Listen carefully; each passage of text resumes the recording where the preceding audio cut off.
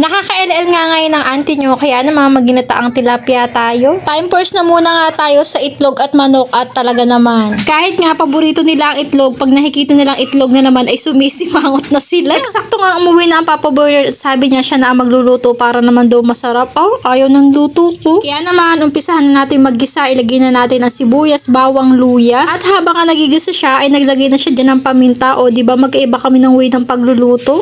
Mura lang din naman kasi ang tilapia dito sa amin. Kaya naman, ito na lang ating gataan. Sa totoo lang naman, hindi naman talaga sumasakit ang ulo natin sa kakaisip kung ano iuulam. Ang pinoproblema talaga natin ay kung paano natin pagkakasahin yung budget natin sa ulam. Ganon. Tama? Tama! Kasi kung may pera naman tayo, abay, kadaling magpa-food panda. Char. Pero dahil nga tayo ang nana, ay sa atin naka-assign ng pagbabudget sa loob ng bahay. Ang ginagawa ko na nga lang ngayon ay nagluluto na ako na medyo marami para naman hanggang tanghalian o hanggang hapunan. At least doon nakakatipid-tipid na rin tayo sa gasol. Less pagod na rin kasi hindi ka na magluluto uli, iinit mo na lang. Char. Anyways, buti na nga lang po at lagi may nagtitinda ng tilapia dito sa amin. Bukod sa medyo mura na, ay kinakain din kasi ito ng mga anak ko, o diba? Minsan nga, sinasarsyado rin namin to, piniprito at sinasaing din. Kayo, anong pinakamasarap na luto na ang nagawa nyo sa tilapia? Comment naman kayo. Char. Yung iba nga pinifish fillet daw to pero hindi ko pa nasusubukan at parang magawain yun, mahasel, tanggal tinik pa, nyos ko day.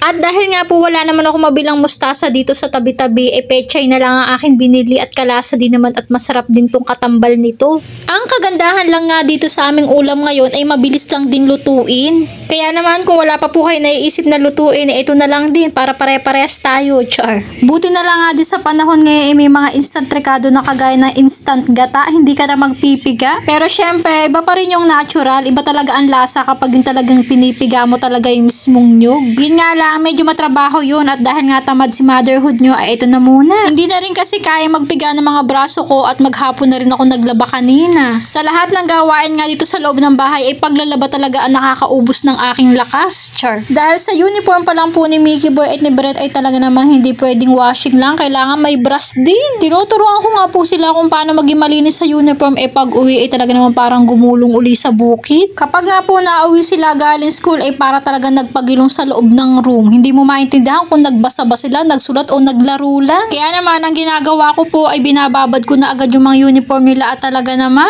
napakaiitim talaga at kulatimin. Hala, bakit tayo nauwi sa paglalaba? Nagluluto lang naman tayo ng ginataang tilapia. Nyos ko day, pasensya na. Wala pa nga po 30 minutes ay naluto na ang ating ulam kaya naman kakain na tayo ng gabihan. May chika ko na lang disenyo, abakalansing pa lang ng mga plato sa lamesa ay maririnig na agad yan ni Mickey Boy at siyang kauna-unahan dudulog sa lamesa namin, o diba? At nakasanayan ko na rin po na ako na talaga ang naglalagay ng mga kanin sa kanilang mga plato. At para nga po mas ganahin pa kami sa pagkain ay nagawa po dyan ng sausawan si Papa Boy na yung may patis, na may kalamansi, na may sili. Sa isang pamilya talaga, masarap talaga kapag sabay-sabay kayong nakain. O siya, pakabusog muna ako.